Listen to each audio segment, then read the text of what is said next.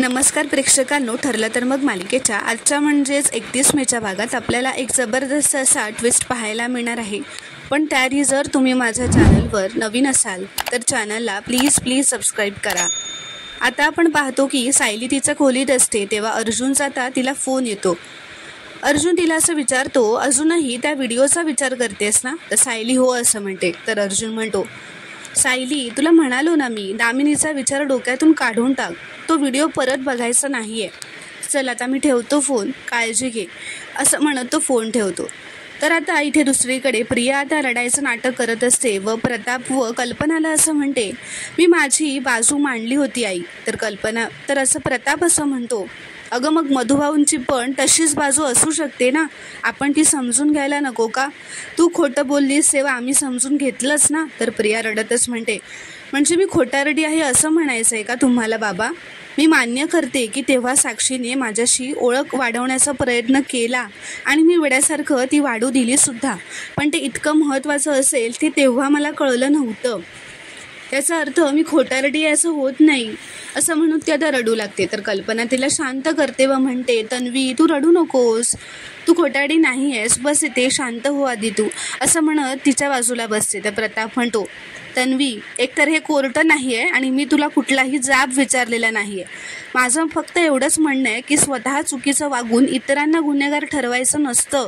तर प्रिया म्हणते, मी या घराच्या चांगल्यासाठी काहीतरी बोलायला आले, हेच चुकलं माझं, सॉरी, पण मी ही चूक परत करणार नाही असं म्हणत ती आता रागातच रडतच तिथून निघून जाते। तर कल्पना प्रतापला ती गेल्यानंतर असं म्हणते, घरामध्ये आधीच इतकी कटकट सुरू आहे, त्यात तुम्ही आता सुनेला दुखावणार आहात का?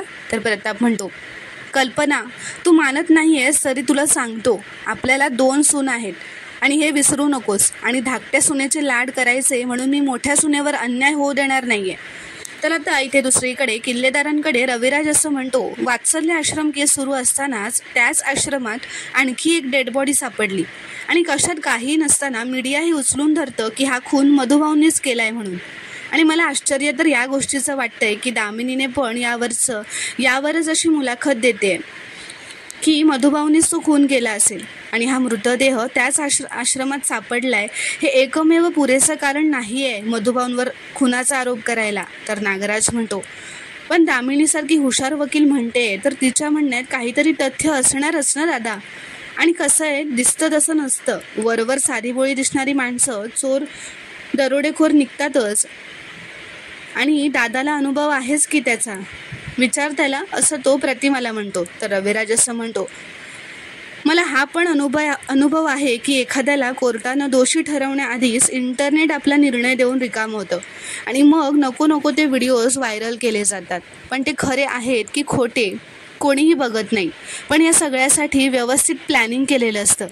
आणि तसंच हा मृतदेह तिथे ठेवण्यामागे नक्कीच कुठली तरी मोठी प्लॅनिंग आहे आणि मला तर असं वाटायला लागलंय की हा मृतदेह मधुभाऊंना जाणीवपूर्वक अडकवण्यासाठीच गाडला गेलाय। तर नागराज मनातच म्हणतो, प्रियाचा खोटेपणा कोर्टात सिद्ध झाल्यानंतर दादा मधुभाऊंच्या बाजूने सुटतच चाललाय।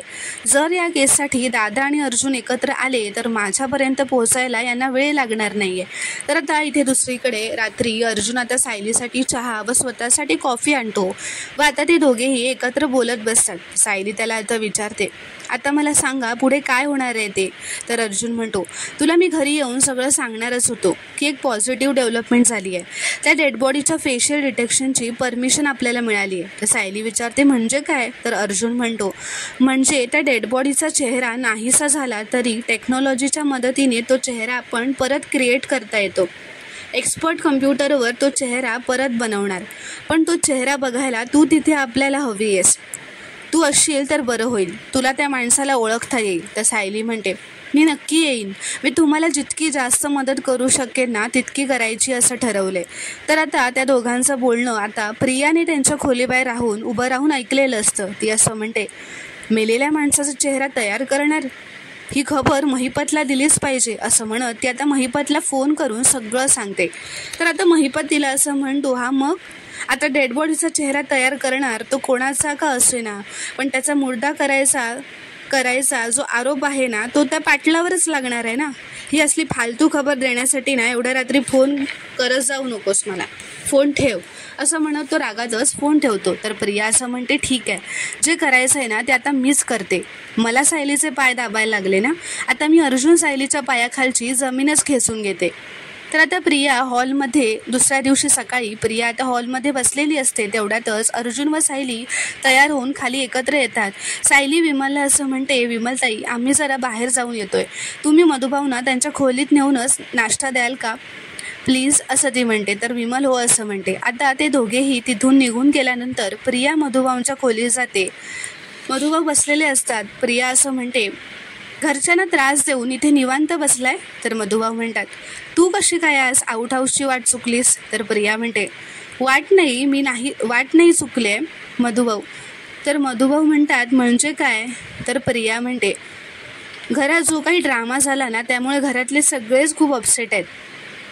तुमच्यामुळे घरात पोलीस आले याचा सगळ्यांना धक्का बसलाय. पण या घरातली माणसं चांगली आहेत म्हणून असं निघून जा घरातनं असं तर म्हणणार नाहीत ना. पण मला वाटलं होतं तुम्ही स्वतःहूनच निघून जाल घरातून. तर मधुभाऊ म्हणतात, मला जायचंयच ग, पण साऊ आणि जावई बापू हट्ट करून बसलेत, ते सोडतच नाही आहेत. तर प्रिया म्हणते, सायली तर नाहीच म्हणणार आहे. नाही तुम्हीच म्हणायचात ना आधी की लेकीच्या सासरचं पाणीसुद्धा प्यायचं नसतं म्हणून, मग ते विसरलात का आता. तर मधुभाऊ म्हणतात, नाही विसरलो नाही आहे, पण साऊसाठी मला जावं लागतंय. खरं तर प्रिया असं म्हणते, तिच्यासाठी तुम्ही जायलाच हवं. आज सायलीला तुमच्यामुळे चक्कर आली. आता परत हे खून, डेड बॉडी, पोलीस हे सगळे शब्द परत ऐकल्यावर तिची तब्येत अजून बिघडली तर काय करणार आहात तुम्ही. तर मधुभाऊ म्हणतात, नाही असं होता कामा नाही. तर प्रिया म्हणते, पण असंच होतंय ना हो. आणि मधुभाऊ आमच्या दोघींचे संसार नवीनच आहे तो. आम्ही आमच्या संसारात रमायचं सोडून तुमची काळजी करत बसू का आता. पण तुमच्या साऊचा तरी विचार करा, माझा जाऊ देत. आणि आता हे आश्रितासारखं राहणं थांबवा असं म्हणत ते आता मधुभाऊ स्वतः हे घर सोडून निघून जावेत म्हणून त्यांच्या मनात नको ते वाईट विचार भरवण्यासाठी तिथे आलेली असते.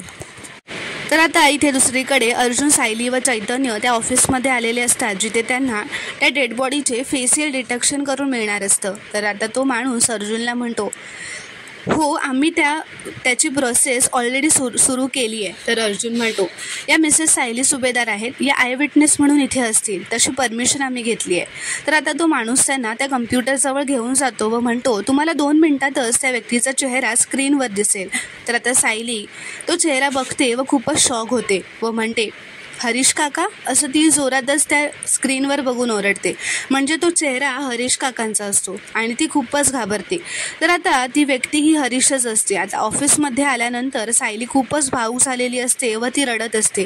ती रडतच असं म्हणते, मी विचारच केला नव्हता तो मृतदेह हरीश काकांचा असेल. आजपर्यंत आम्ही खूप वर्ष एकत्र राहिलोय. ते कसेही वागले असले तरी मधुभाऊंना खूपच जवळचे होते आणि त्यांचा खून व्हावा आणि ते असे जमिनीत पुरलेले सापडावे असं म्हणत आता ती खूपच भावूक झालेली असते. तर प्रेक्षकांनो, आता पुढील भागात काय घडणार हे पाहणं खूपच रोमांचक ठरणार आहे. व्हिडिओ पूर्ण बघितल्याबद्दल धन्यवाद. व्हिडिओ आवडल्यास कॉमेंटमध्ये नक्की कळवा व चॅनलला प्लीज सबस्क्राईब करा.